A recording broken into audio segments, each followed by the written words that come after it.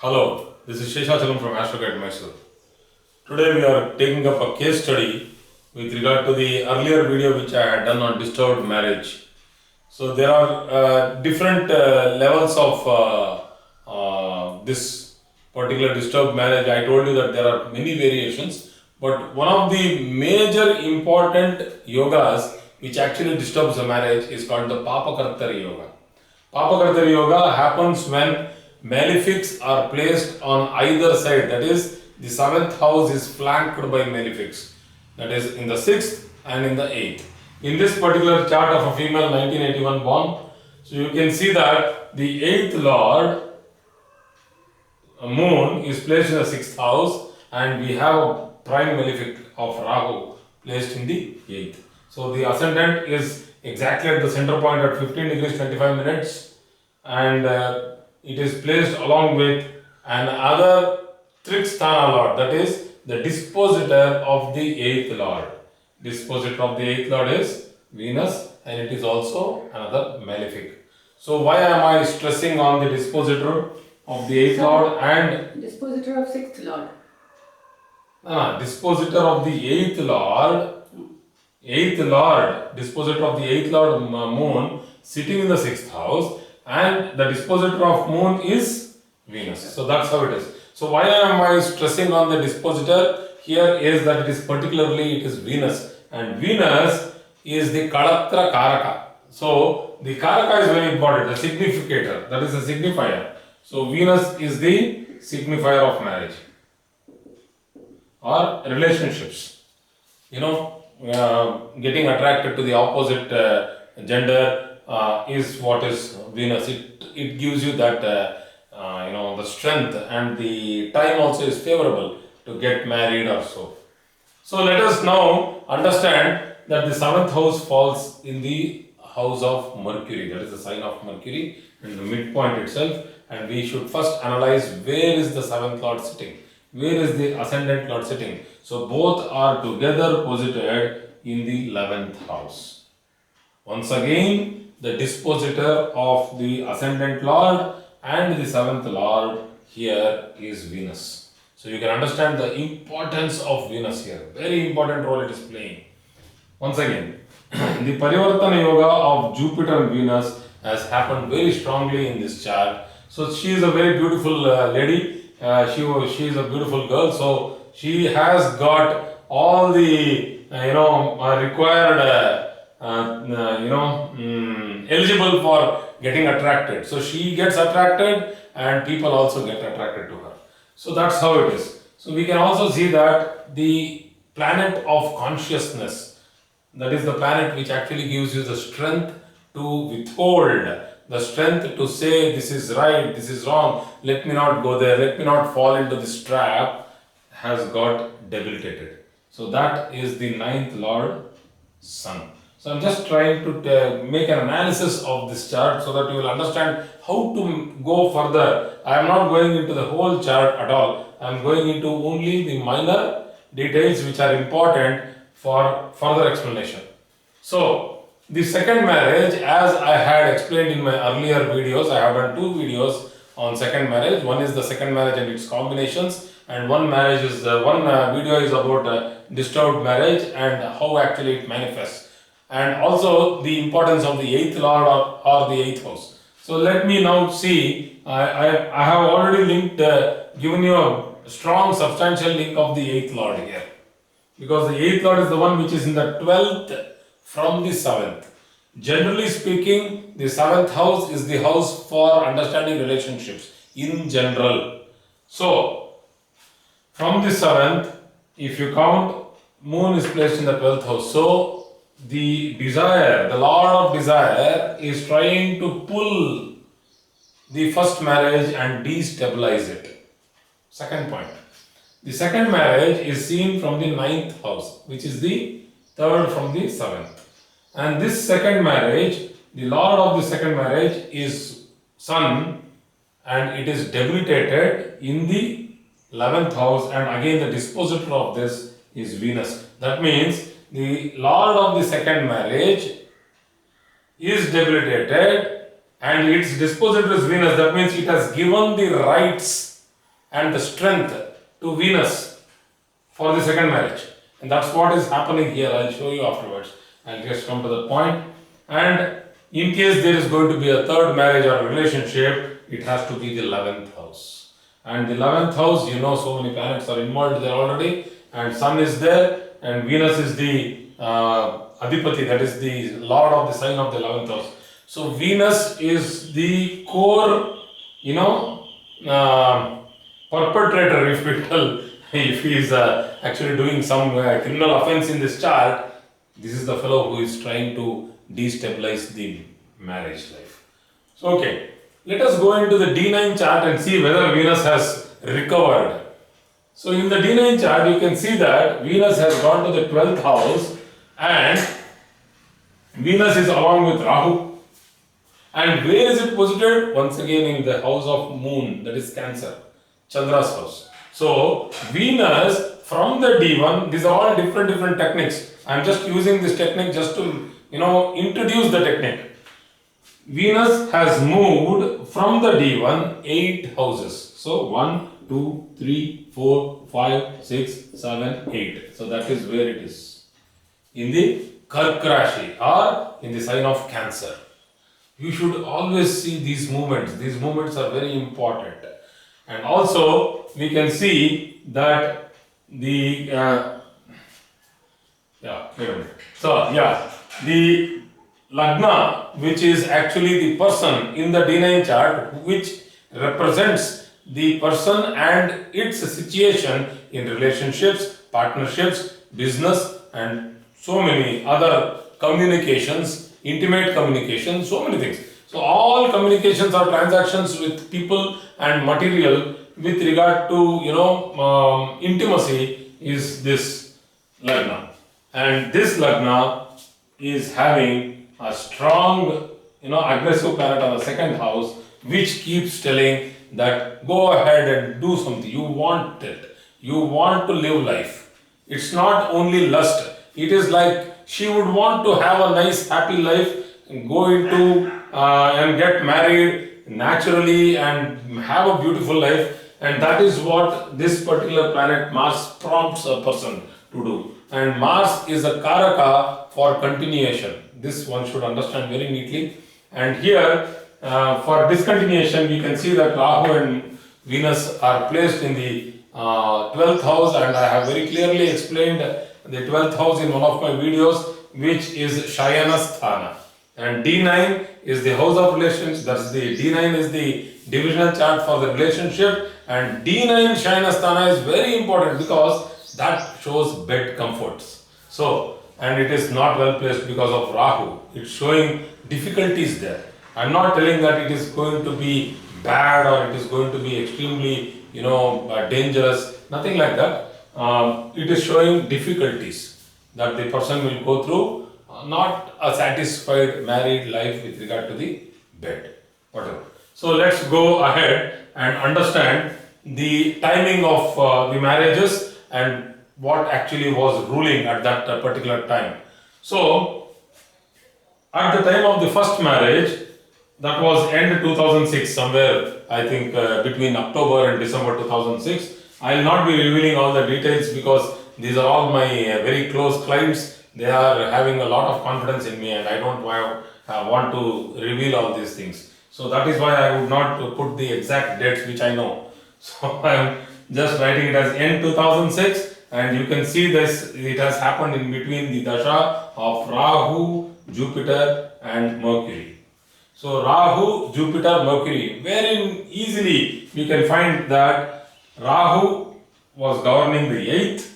So I have told you 8th house plays an important role in disturbing or destabilizing the marriage. So the 8th has come into picture, it has come into play, and the 7th, because that is Mercury and the Lagnadipati itself. Such an important combination for getting into marriage. You know, getting into marriage now. And whether the marriage is going to be successful, these numbers itself are saying that no, it's not going to be successful. Because the person who is initiating marriage, the initiator itself is not having a peaceful placement.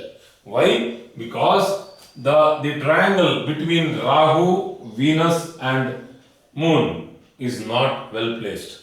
It's not that everybody or anybody who has Rahu in the 8th house and their dasha is running at the time of marriage, a particular period of marriage, because 18 years of Rahu dasha will all end up with this type of bad relationship. No. In this particular chart, because of the placement of Rahu from Shukra, which is the Shastashtaka, that is 6-8 placement, there is a lot of difficulty. We can also see that there is a Shastashtaka between all these planets and Moon.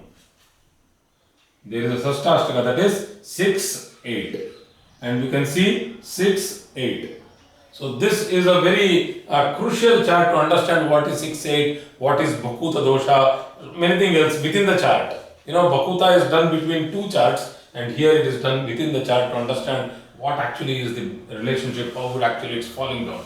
So the person gets married by end 2006 in this particular dasha period, which actually is triggering an event in the 7th house, because the 7th lord and Jupiter are triggered by Rahu, and they are in the 4th house from Rahu, and that's how an event has got triggered. So, and then a divorce happened in 2012 when Mercury Rahu happened. That is, once again the 8th became very strong here. So that is, the scales went through imbalance. We can also actually go through and understand that how actually an event has to be seen from transit. So while going through the transit, one should understand that in 2006 when the marriage happened, we had Jupiter plus Mercury, which was retro, within 1 degree in Scorpio, and that is the 12th house. So 12th house has to get triggered when a marriage is happening. And once again, and when the divorce happened, it was the same house, but the planet had changed. It was Rahu and Mercury, which was within 5 degrees, and this particular trigger of the 12th house spoiled the marriage. You can see that Rahu Mercury in the 12th, and she was going through Rahu Mercury, and that is how the divorce happened. So, and why this 12th house is very important? Because it is the 6th from the 7th. 1, 2, 3, 4, 5, 6. It gives you the strength to walk away from marriage. This is the house of fear or strength from the 7th. Okay, this is the house of fear or strength for the native herself. This is for the marriage of the native. So this is a little complicated, but I am trying to put it across so that you people can implement these types of analysis in further charts. So okay, so next marriage happened in early 2015 when the native was going through Rahu, Venus. We obviously know that Venus is going to give her another marriage, but whether it will be fruitful? No. Why? Because it is 8, 11 and 6. Why? Rahu is in the 8th house, Venus is the 11th and the 6th lord. Once again you can see these numbers. The numbers are not that fruitful numbers. There are no trikonas or kendras associated here. You can understand how tough it is to carry on with such a start. Muhurta or a start of anything, even a marriage, has to be good. So it has to be calculated and put, but it's very difficult to do that. We cannot do it. So, next, when the divorce happened, the native once again was into Rahu, Venus and Saturn. Rahu, Venus and Saturn.